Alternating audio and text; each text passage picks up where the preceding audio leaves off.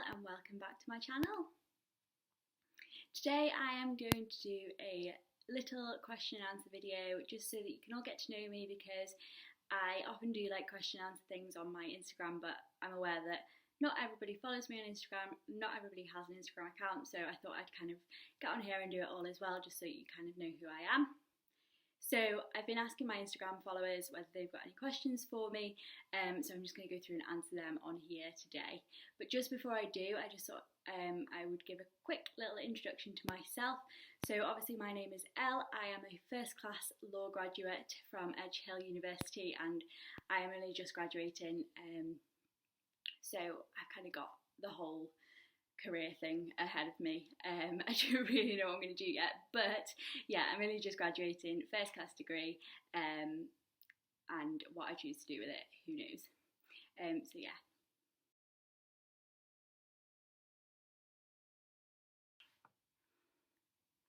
So I have endometriosis, and I'm not going to go into loads of detail about what that is, but if you want to Google it, if you want to contact me and ask any questions on it or whatever, like, I am more than happy to talk about it. How that affects me, it causes me to be in quite a lot of pain quite a lot of the time. I can also be really quite tired. That's probably the main thing in how that affects me. So the way that I manage that, I am now on quite strong painkillers, which obviously helps with the pain quite a lot. One of the things that used to cause me a lot of pain was walking, because it's all pain in my pelvis. So I was able to get a disabled permit for the university car park, so I didn't have to walk very far. So there are ways to kind of manage that pain and help me feel not quite as much pain. And then there were days where I couldn't go to uni because I was just in too much pain. I stayed in bed, in which case all my university tutors were aware, so I just had to kind of contact them, and then I could get all of the notes. Thankfully my friends are really good at recording lectures and sharing their notes with me as well, so yes, that's kind of how I manage that in terms of uni and being able to kind of manage things. So yeah, just manage my pain and being really tired. It's just kind of being aware of how I'm feeling. Obviously uni days were quite short, so I was able to kind of have a nap, like go home and have a nap midway through the day if I needed to or whatever. It's just being aware of the feelings, not being too hard on yourself, because I think sometimes it's so easy to be like, well, everybody else can do all these things, so why can't I? Everybody else doesn't have a chronic illness to manage in the same way that I do. So yeah, it's just about not being too hard on yourself and knowing what you can do, knowing what you can't do, and learning to live around that. But I definitely don't let it limit me, because why should I?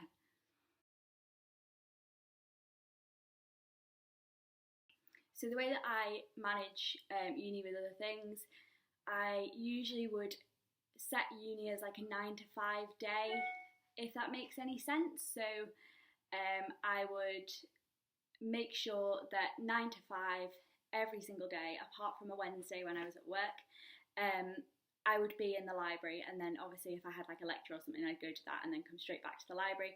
So I kind of set that apart as my day. Then all of my uni work I got done in that 9 to 5. If obviously there was exams coming up, extra deadlines or whatever, obviously I'd have to work outside of that.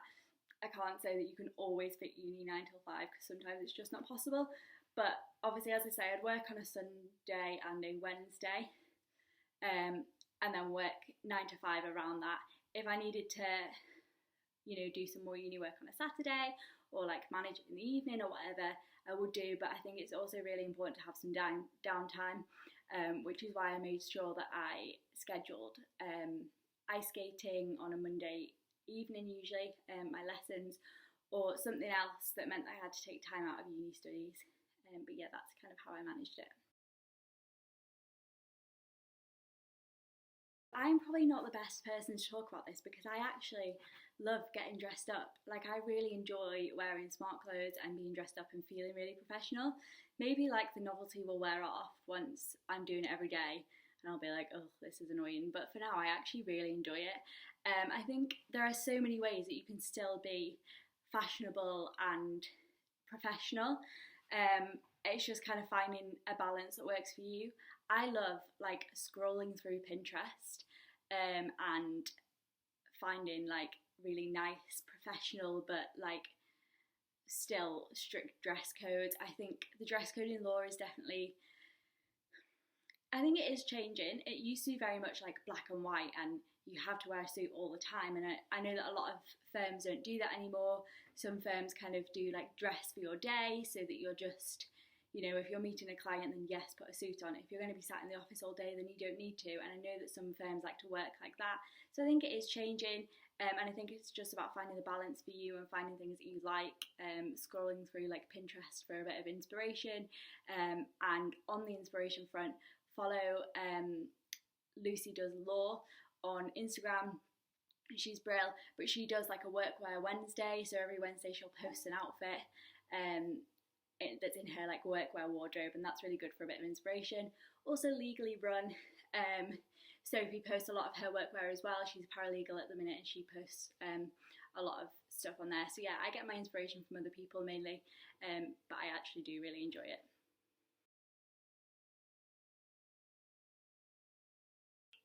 Okay, so this one is fairly easy. I think the field that first drove me to law was family. I've always been interested in family and child protection, and I didn't really know how to go about working in that, and it was actually like the legal side of things that I really enjoyed, so that's why I chose to do a law degree, and that did definitely draw me to the degree. Now that I finished it, there's been loads of areas that I enjoyed. I really enjoyed employment law. I thought that was really interesting, and I'm actually really enjoying corporate and commercial law at the minute as well. So there are a lot of interests within the law. I can't really narrow it down to just one, unfortunately. And the thing that motivates me is my love for it. I really, really enjoy law. I love it. I love researching the law. I just find it all really interesting. So that's what's motivating me, and that's what I love about it.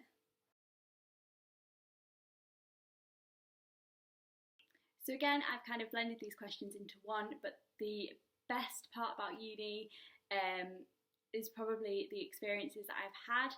I've really enjoyed the degree, and I've also really enjoyed the experiences that have come along with it. So things like travelling to Brussels to see the European Parliament, European Commission.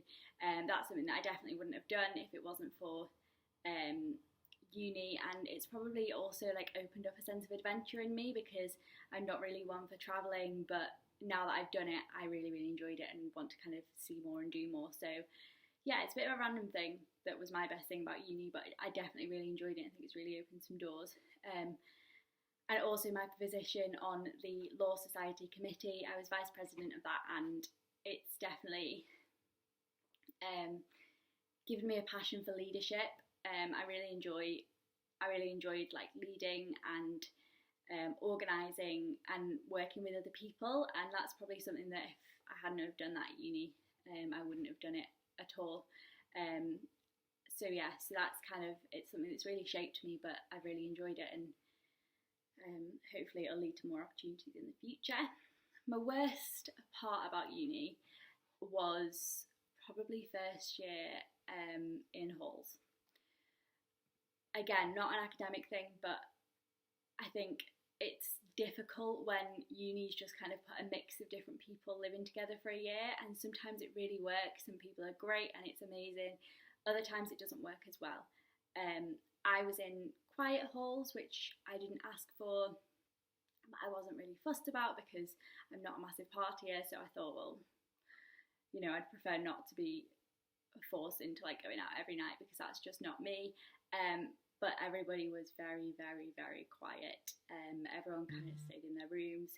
We didn't really speak to each other ever. There was only 6 of us. I don't think we ever had all 6 of us in the same room at the same time. Never really spoke to each other. By the end of the year, we didn't really know each other. And I think not kind of having those people that you live with and you get on really well caused me to be really, really homesick. So I really struggled to settle in first year. So that was definitely the worst part about uni for me. Once we'd moved in second year and I was living with my friends, I really, really, really enjoyed it and I've had the best time. So yeah, so that was probably the worst part for me.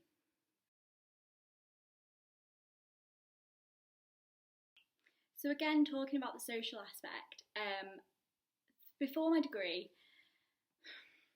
in fact, I'm going to split this. So the first, something I wish I knew before uni was to join a society. Everyone says this. Like, I remember people saying it to me when I started uni and I didn't listen to them, and I wish I had, because I look at my friends who are in societies and they've got like this whole new group of friends. They've got a new hobby, a new passion, something that they really enjoy, and I wish I had that, because I didn't. And yeah, I just wish I did. I think it's a really good thing to do. So I definitely wish I joined a society.